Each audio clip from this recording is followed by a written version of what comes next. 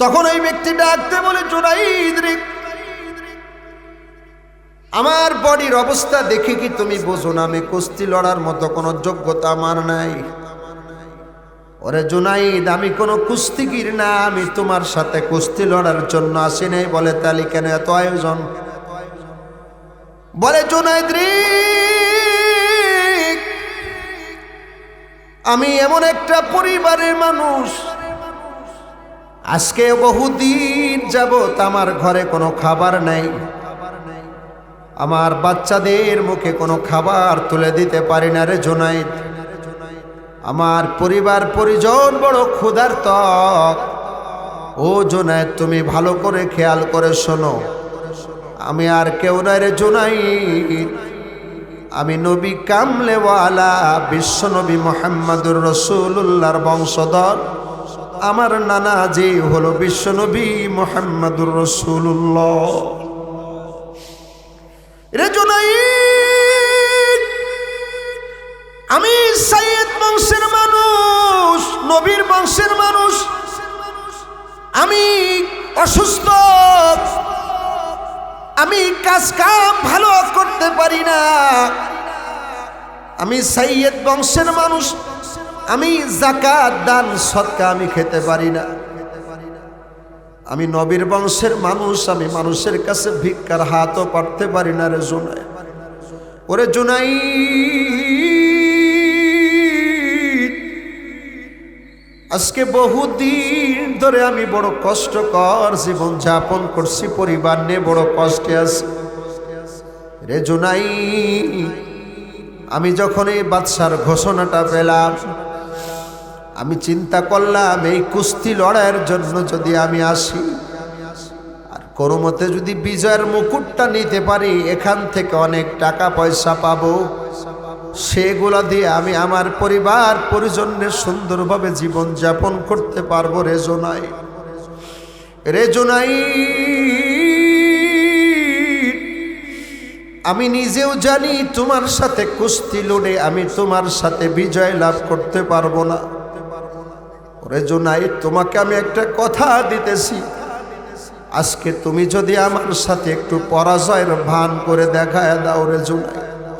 ওরে জুনাইদ, আমি আমার নানাজি রাহমাতুল লিল আলামিন নবীকে বলবো, কিয়ামতের ময়দানে আমি নবীজির কাছে সুপারিশ করব, নানাজি যেন তোমার সুপারিশ করে জান্নাতে নিয়ে যায়। আজকে আমরা সাইয়্যিদ বংশের মানুষের ঘরে খাবার নাই, আমরা আজকে বড় কষ্ট করে জীবন যাপন করছি। হযরত জুনাইদ বাগদাদী রাহমাতুল্লাহ আলাইহি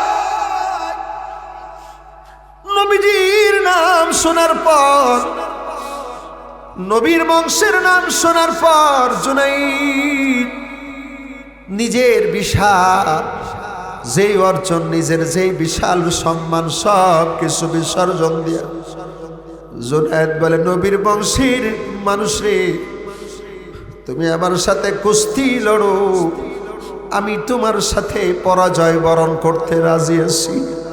প্রিয় উপস্থিতি, আমি আপনাদের খেদমতে মহাগ্রন্থ আল কোরআনের সূরাত ফুসসিলাত, এই সূরার আরেকটি নাম সূরাত হামিম আস-সাজদা। সূরাত ফুসসিলাত কোরআনে কারীমের 41 নম্বর সূরা, 24 নম্বর পারার 19 নম্বর পৃষ্ঠা, সূরাত ফুসসিলাতের 30 নম্বর আয়াতে কারিমা পড়েছে। নবী আলাইহিস সালাতু ওয়াস সালামের পবিত্র জবান নিঃসৃত বাণী থেকে একটু হাদিসে পাক পড়েছি। আল্লাহ রাব্বুল আলামিন তৌফিক দিলে আয়াতে কারিমা হাদিস সামনে নিয়ে কিছু কথা আপনাদের খেদমতে আলোচনা করব। আল্লাহ তাআলা ইখলাসের সাথে আমলের নিয়তে বলার শোনার তৌফিক দান করেন। সকলেই পড়ি আমিন। মোহাব্বতের সাথে পড়ি আমিন। আলোচনা শুরু করার আগে আমি আবার অনুরোধ করছি, এখনো যারা রাস্তাঘাট দোকান পাশার এদিক সেদিক ঘোরাফেরা করছেন, মেহেরবানি করে সকলে এসে পড়ি। আজকে আলহাজ হযরত মাওলানা নাসির উদ্দিন যুক্তিবাদী সাহেব দামাত বারকাতুহুল আলিয়া হযরত এই এলাকায় এসেছেন। হুজুরের এক একটা মাহফিল সারা বাংলা, কত বিরাট বিরাট মাহফিল আপনারা সবাই জানেন।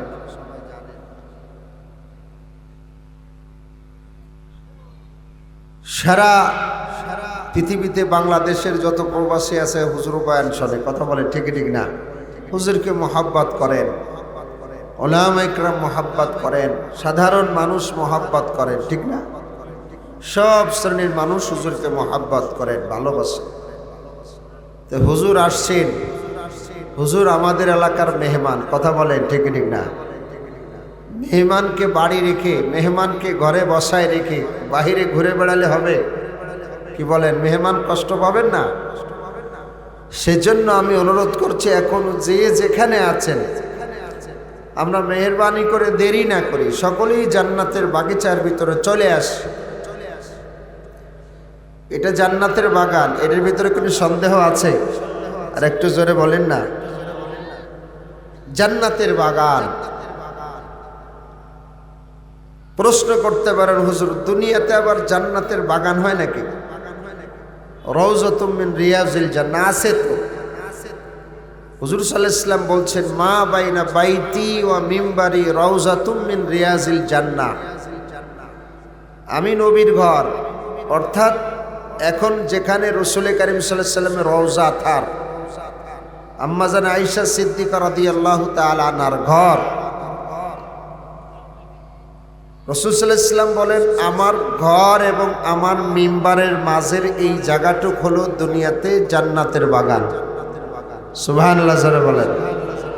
এই জন্য হাজী সাহেবরা দেখছেন বাবে জিবরিল দিয়ে, এরকম হাজী সাহেবরা দুইটা দরজা দিয়ে ওখানে প্রবেশ করেন, আর বাবে জিবরিল দিয়ে জান্নাতুল বাকির দিক থেকে বের হয়ে যান। রাসূল কারীম সাল্লাল্লাহু আলাইহি ওয়াসাল্লাম ওখানে সব হাজী সাহেব উমরাকারী ওখানে নামাজ পড়েন, ওখানে দোয়া কান্নাকাটি করেন, জান্নাতের বাগান।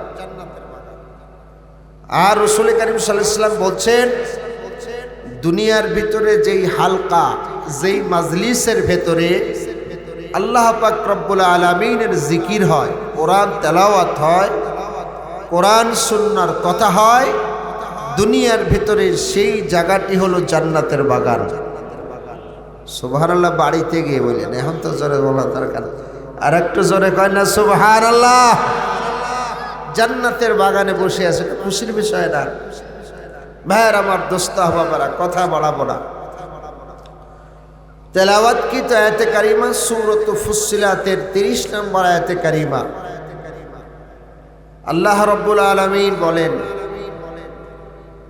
ইন্নাল্লাযীনা ক্বালু রাব্বুনাল্লাহ, ইন্নাল্লাযীনা ক্বালু রাব্বুনাল্লাহু ثم استقاموا تتنزل عليهم الملائكة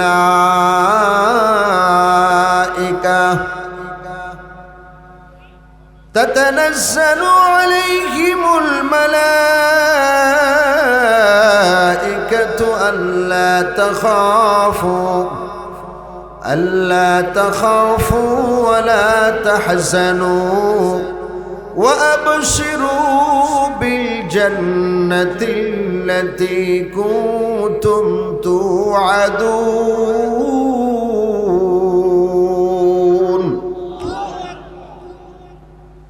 আল্লাহ রাব্বুল আলামিন আয়াতে কারিমার ভেতরে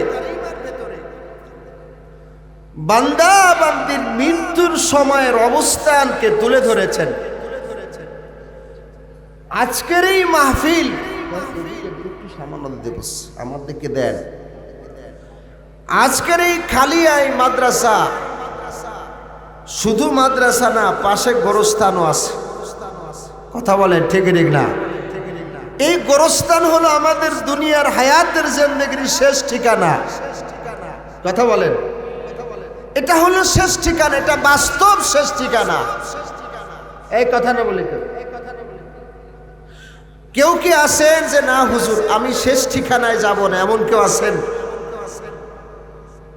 যদি তকদির থাকে তো শেষ ঠিকানায় যেতে হবে। আবার যদি ব্যতিক্রম তকদির হয়, শেষ ঠিকানা হয়তো তকদিরে জুটবেও না। কথা বলেন। ওই বিদেশে যাওয়ার জন্য ওই প্লাস্টিকের যে বোট, এই যে বোটে উঠছে বাংলাদেশের নওজওয়ানেরা, সাগরের মাঝখানে গিয়ে রাস্তা হারিয়ে ফেলেছে। মাত্র 2-1 দিনের খাবার ছিল, খাবার শেষ। চোখের সামনে 11 জন 12 জন বাংলাদেশি এক এক করে সমুদ্রের লুনা পানি পান করছে আর মরছে, মরতে মরতে মরতে মরতে এই যুবকগুলা যারা ছিল সব মারা গেল। যখন মরে পচন ধরে, আস্তে করে লাশটা সাগরের ভিতর ফেলে দেয়। তো ফেলতে ফেলতে সব শেষ। একজন যুবক বেহুশ অবস্থায় ওই বোটের ভিতর পড়েছিল। ওই দেশের এরকম ভাবে কোস্টগার্ড যারা দায়িত্ব পালন করে সাগরের ভিতরে, তারা উদ্ধার করে তাকে ডাক্তার দেখাইছে, সুস্থ হয়েছে। আল্লাহ পাক তাকে সুস্থ করে দিয়েছেন। সে এরপরে বর্ণনা করেছে যে কিভাবে তার সাথীরা চোখের সামনে দুনিয়া থেকে বিদায় নিল এবং তাদের লাশগুলো পচন ধরে যাচ্ছিল, তখন কিভাবে সাগরের ভিতর ফেলে দিচ্ছে। দোস্ত, আমাদের জানা নাই আমরা এই কবরস্থানে জায়গা পাবো কিনা, বলতে পারবো না পাবো কিনা।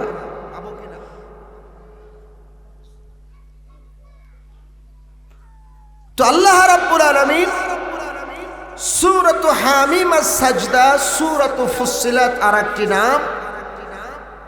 এই সূরার 30, 31 এবং 32 এই 3টি আয়াতে কারিমার ভেতরে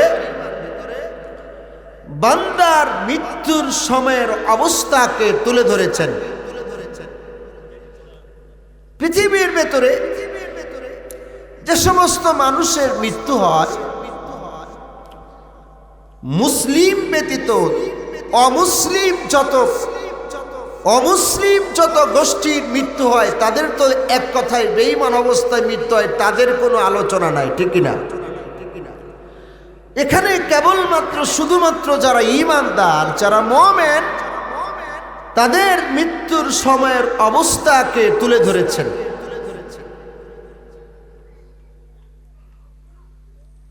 ঈমানদার যারা মুমিন, ঈমানদার, ঈমান এনেছেন, মৃত্যুর সময় তাদের অবস্থা কেমন হয় সেটার বিবরণ আল্লাহ তাআলা দিয়েছেন। আমার আপনার মৃত্যুর সময় যখন কাছায় যাবে তখন অবস্থাটা কেমন হবে।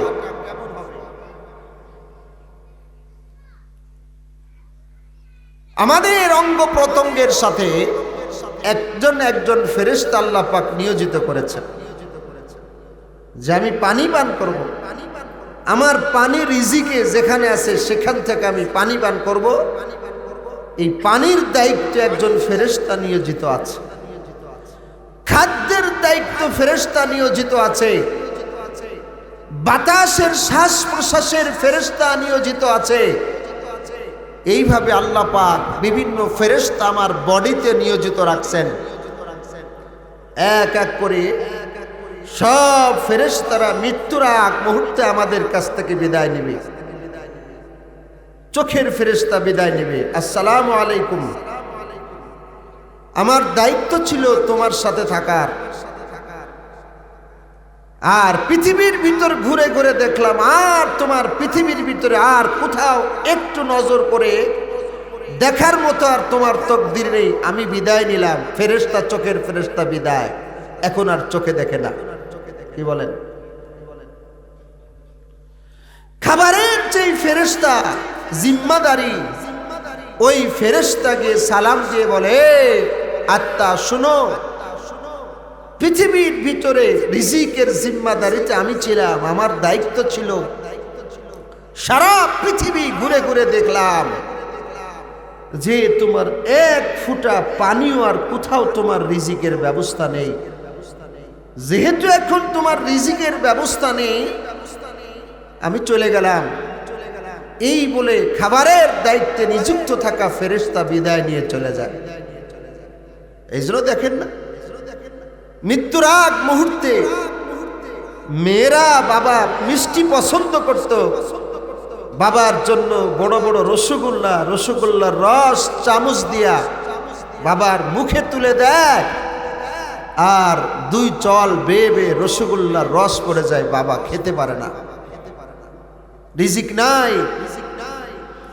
বাবা মুরগির গোশত পছন্দ করত, মুরগির গোশত দিয়ে কটা ভাত লুকমা তুলে দিয়েছে, আস্তে করে মুখ দিয়ে পড়ে গেছে, রিজিক শেষ।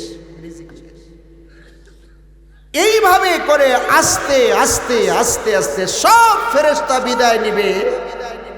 এই জন্য দেখেন না, আস্তে আস্তে হাতের শক্তি শেষ, পায়ের শক্তি শেষ, অঙ্গ প্রত্যঙ্গর সব শেষ।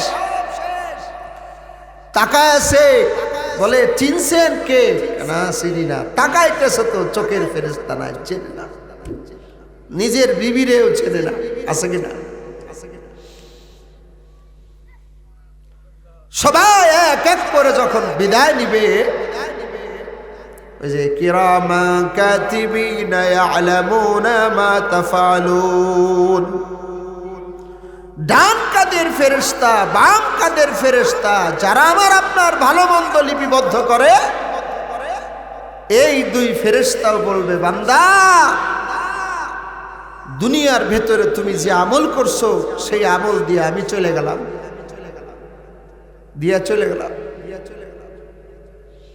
চূড়ান্ত পর্যায়ে হযরত আজরাইল আলাইহিস সালাতু ওয়াস সালামের সাথে 500 ফেরেশতা নিয়ে বান্দার কাছে আগমন করে।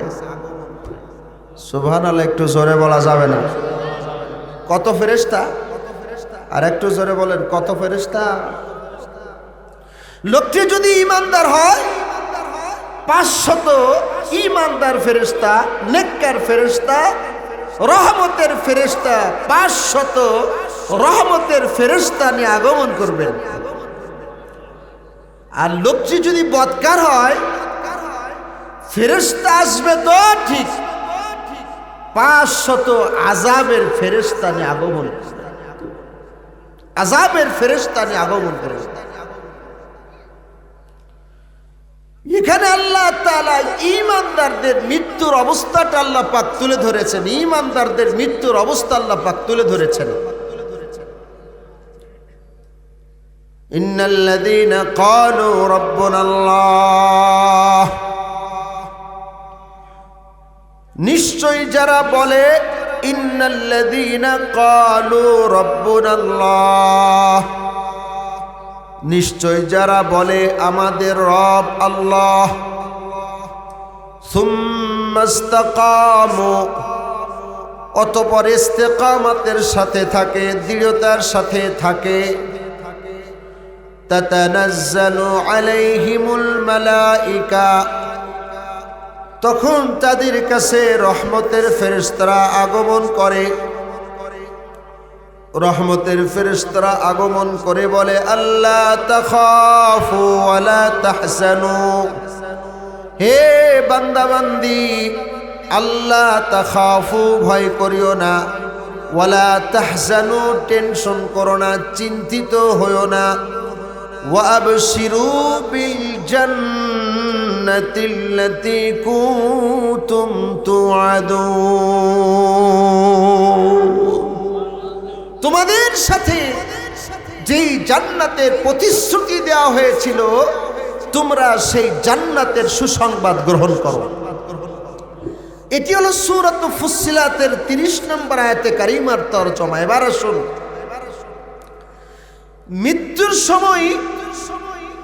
মৃত্যুর সময় কি শুধু রহমতের ফেরেশতারা আসে না শয়তানও আসে?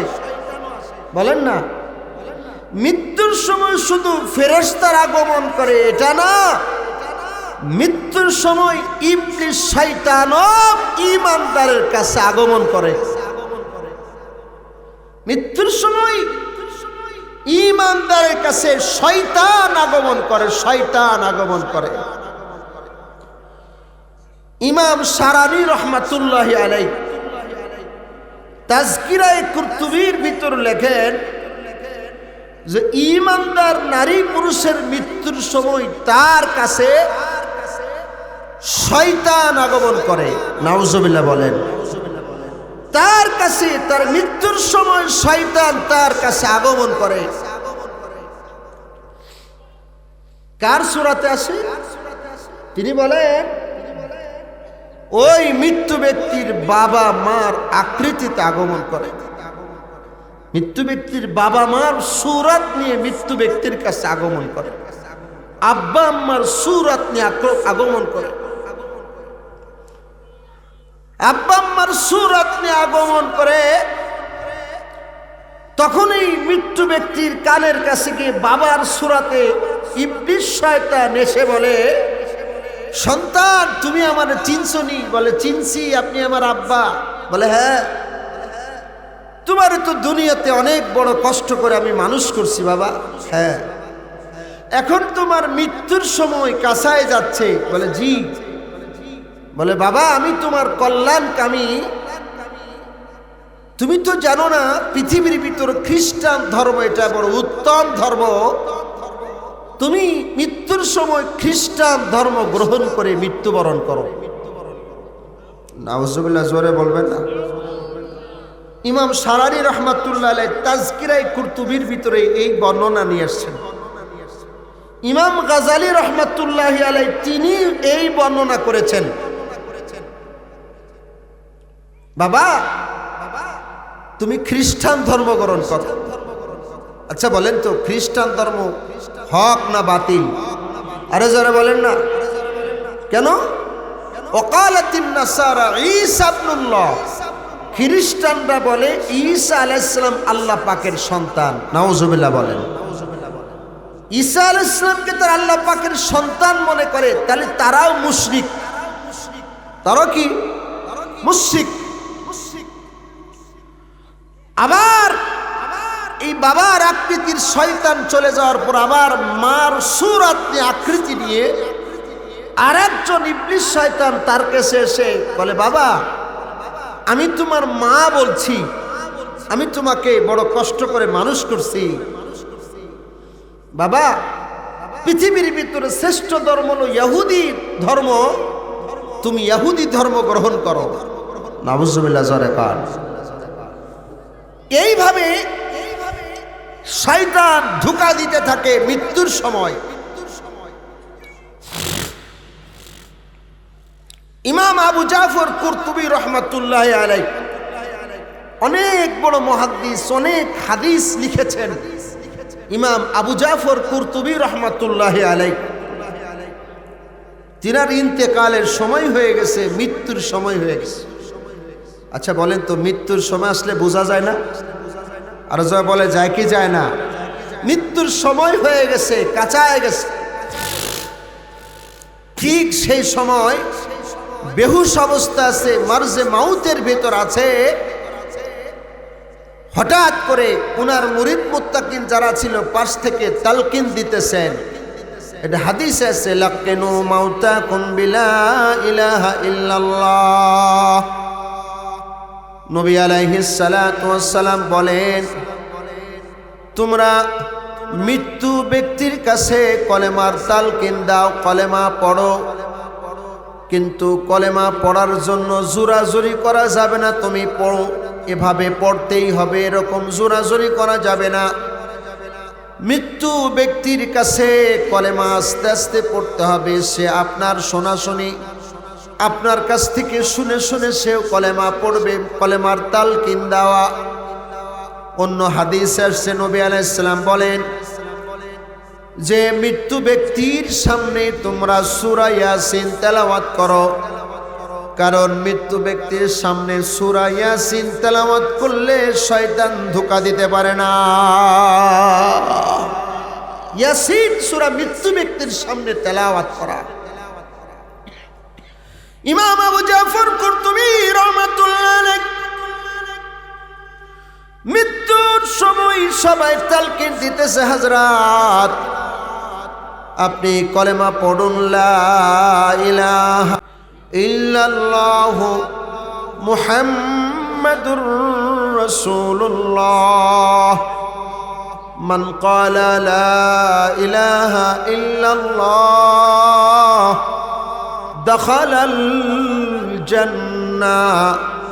যে ব্যক্তি মৃত্যুর সময় কলেমা পড়ে মৃত্যুবরণ করবে, সে আল্লাহ পাকের জান্নাতে প্রবেশ করবে। জোরে কোন সুবহানাল্লাহ। আল্লাহ নবীকে বলেন কলেমা পড়েন, কলেমা। কিন্তু মরছে, মৌতের ভিতর আছে। ইমাম আবু জাফর কুরতুবী উনি বলে লা লা, উনি বারে বারে বলতেছে লা, বারে বারে বলতেছে লা লা। উনার মুরিদেরা বড় পরেশান হয়ে গেছে। এত বড় একজন মুহাদ্দিস, তার মৃত্যুর সময় আমরা তার কাছে কলেমার তালকিন দিতেছি, কিন্তু তিনি বলে লা লা। লা মানে না না না। বড় পরেশান। কিছু সময় পরে হুঁশ ফিরে পেয়েছে। এবার মুরিদেরা জিজ্ঞাসা কর, হযরত কিছু সময় আগে আপনাকে আমরা কলেমার তালকিন দিতেছিলাম,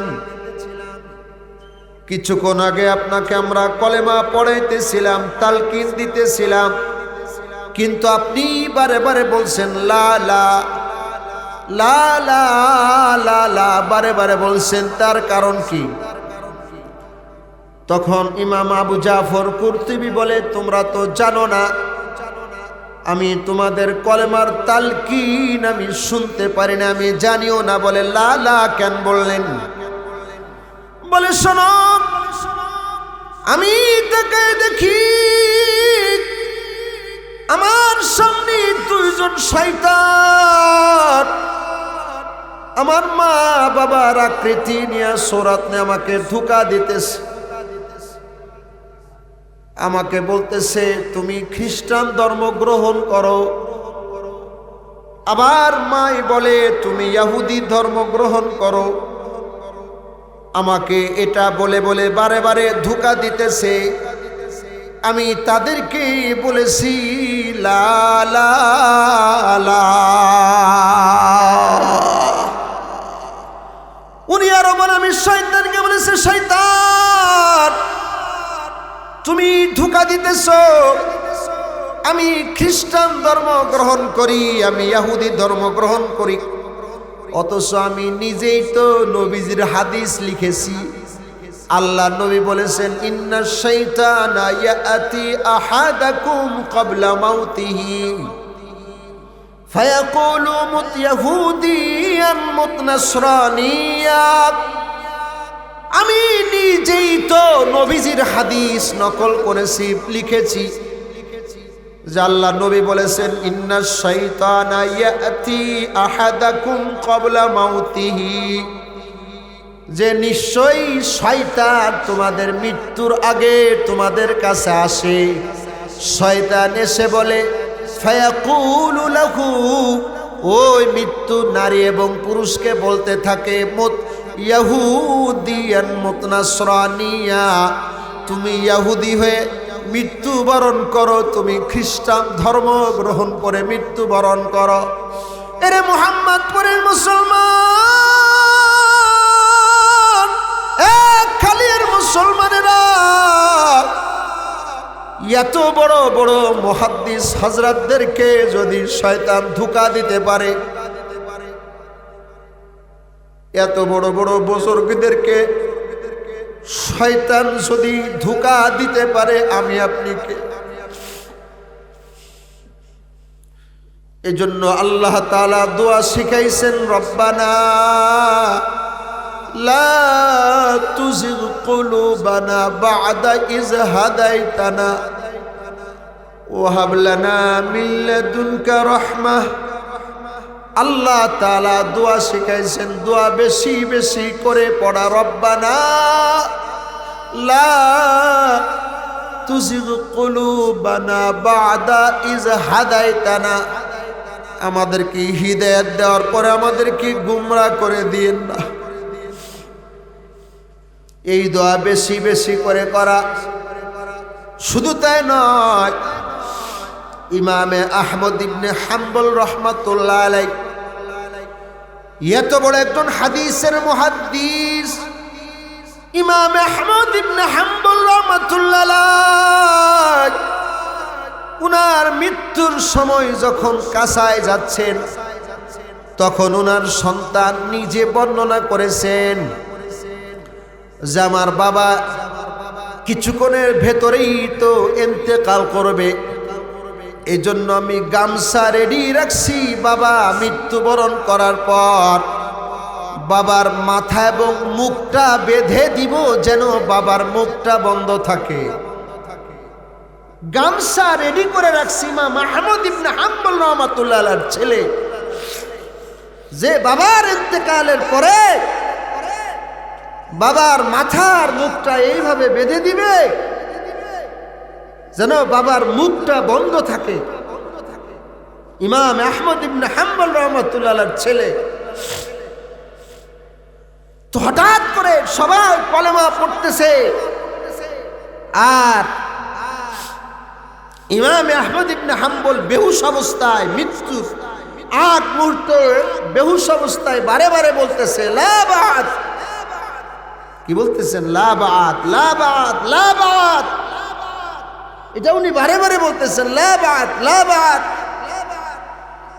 সন্তান অবাক হয়ে গেছে, উনার মুরিদের আশ্চর্য হয়ে গেছে। এত বড় ইমাম আহমদ ইবনে হাম্বল রাহমাতুল্লাহ আলাইহি উনি মৃত্যুর আগে বলতেছে লা বাত, লা বাত, এখনো দেরি আছে, এখনো দেরি আছে। হঠাৎ করে উনি হুঁশ ফিরে পেয়েছে। হুঁশ ফিরে পাওয়ার পরে উনার সন্তান বলতেছে আব্বাজান, আপনি কিছুক্ষণ আগে বারে বারে বলতেছিলেন লা বাত, লা বাত, কারণ কি? তখন ইমাম আহমদ ইবনে হাম্বল রাহমাতুল্লাহ আলাইহি বলছে, বাবা, দুইজন শয়তান আমাকে অনেক চেষ্টা করছে আমাকে ইহুদি খ্রিস্টান বানানোর জন্য। নাউজুবিল্লাহ বলে। দুইজন শয়তান অনেক সময় ধরে চেষ্টা করছে আমাকে ইহুদি খ্রিস্টান বানাবার জন্য। তারা যখন আমার সাথে পেরে দেয় নাই, শেষমেশ সেই শয়তান দুটো দূরে দাঁড়া তাদের হাতের আঙ্গুল কামড়াচ্ছে আর আফসোস করে বলতেছে, ইমাম আহমদ ইবনে হাম্বল, আজকে তুই আমাদের হাত থেকে বেঁচে গেলি। তখন আমি শয়তানকে বলেছি লা বাত, লা বাত। এখনো সময় শেষ হয়নি, এখনো সময় ফুরায় যায় নাই।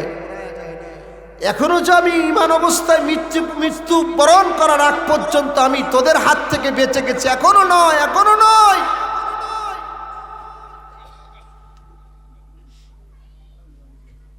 ভাইয়ের আমার, দোস্ত আহবাবেরা, কারণ শেষ ভালো যার সব ভালো। আর একটু জোরে বলেন না, শেষ ভালো যার সব ভালো তার।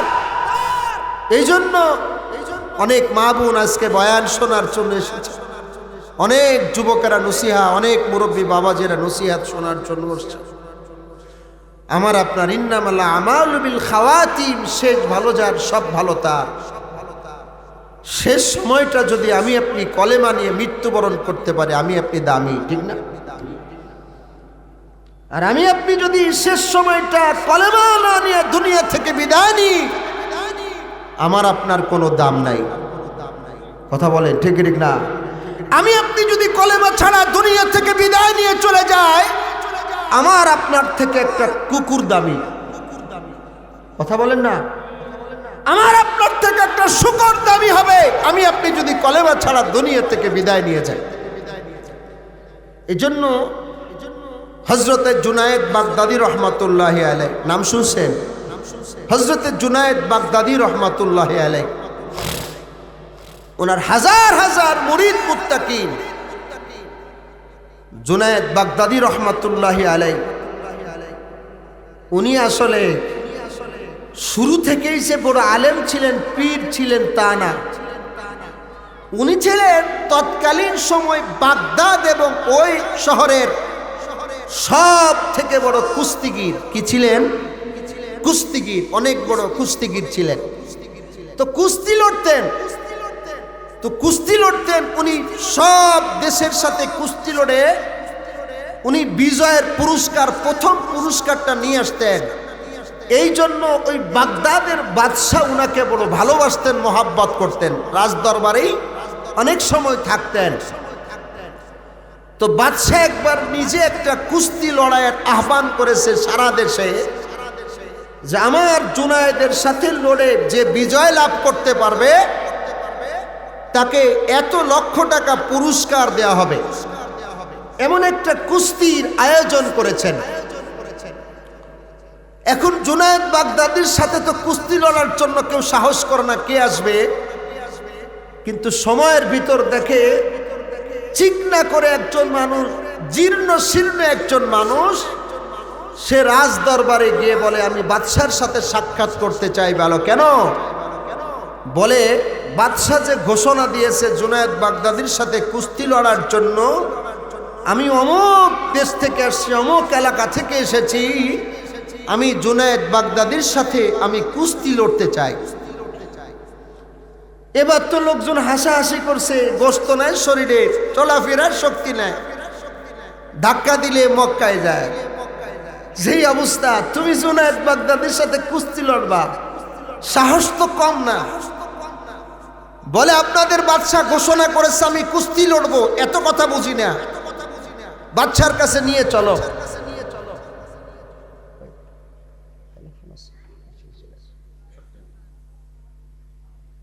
তো বাদশার কাছে নিয়ে গেছে জুনায়েদ বাগদাদি। জুনায়েদ বাগদাদির সাথে যে কুস্তি লড়ার জন্য আসছে, বাদশার কাছে নিয়ে যাওয়ার পরে বাদশা বলে তুমি কি জেনে শুনে আসছো? আমার জুনায়েদ বাগদাদির একটা তো ঘুষি তুমি সহ্য করতে পারবা না। যা হোক, যেহেতু সে কুস্তি লড়ার জন্য আসছে, কুস্তি লড়ার সুযোগ করে দিতে হবে, ঠিক কিনা? পচা শামুকেও তো পা কাটায়। আরে কথা কয় না? গ্রামে একটা কথা আছে না, পচা শামুকে পা কাটে। এখন যা হোক, কুস্তি লড়ার নির্দিষ্ট সময় দেওয়া হয়েছে। গিলারি ভর্তি লোক, রাজা বাদশার লোক, এমপি মন্ত্রী, দেশের বড় বড় ব্যক্তি, সারা দেশের মানুষ, হাজার হাজার মানুষ এই কুস্তি দেখার জন্য রেডি হয়ে আছে। এখন বিরাট গিলারির একদম মাঝে দুইজন কি কথাবার্তা বলে, এটা কি অন্য কেউ শুনবে? আর জোরে বলেন, শুনবে? জুনায়েদ বাগদাদি রহমাতুল্লাহ আলাইহি কুস্তি লড়ার জন্য সে, এই লোকটাও আস্তে আস্তে করে গেছে। যাওয়ার পরে উনি জুনায়েদ বাগদাদি রহমাতুল্লাহ আলাইহিকে ডাক দে, বলেন ও জুনায়েদ, কুস্তি লড়ার আগে তোমার সাথে আমার দুইটা কথা আছে। বলে কি কথা? আসছেন কুস্তি লড়তে, কুস্তি লড়ি খেলা শেষ হয়ে যায়। বলে না জুনায়েদ, তোমার সাথে কিছু কথা আছে। বলে কি কথা? তখন ওই ব্যক্তি ডাকতে বলে জুনায়েদ রে,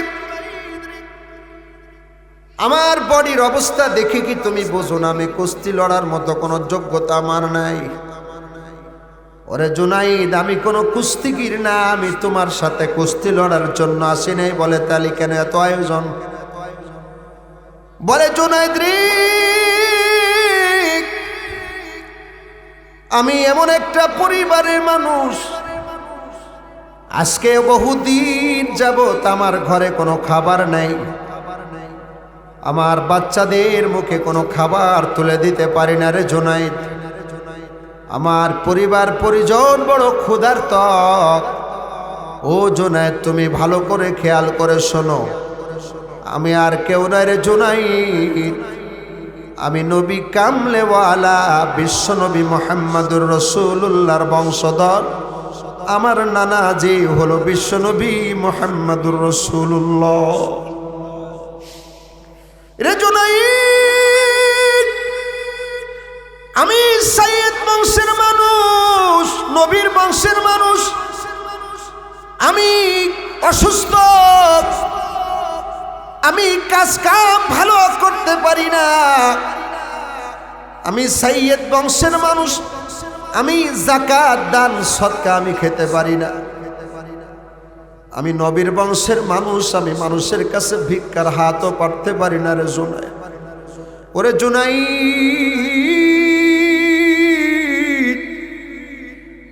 আজকে বহুদিন ধরে আমি বড় কষ্টকর জীবন যাপন করছি, পরিবার নিয়ে বড় কষ্টে আছি রে জুনাই।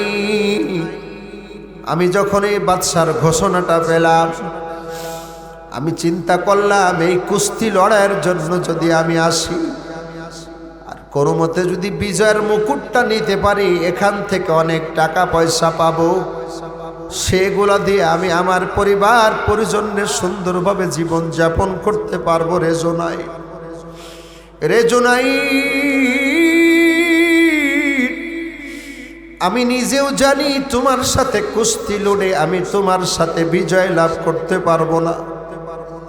ওরে জোনাই, তোমাকে আমি একটা কথা দিতেছি, আজকে তুমি যদি আমার সাথে একটু পরাজয়ের ভান করে দেখায় দাও রে জোনাই। ওরে জোনাই, আমি আমার নানাজি রাহমাতুল লিল আলামিন নবীকে বলবো, কিয়ামতের ময়দানে আমি নবীজির কাছে সুপারিশ করব, নানাজি যেন তোমার সুপারিশ করে জান্নাতে নিয়ে যায়। আজকে আমরা সাইয়্যেদ বংশের মানুষের ঘরে খাবার নাই, আমরা আজকে বড় কষ্ট করে জীবন যাপন করছি।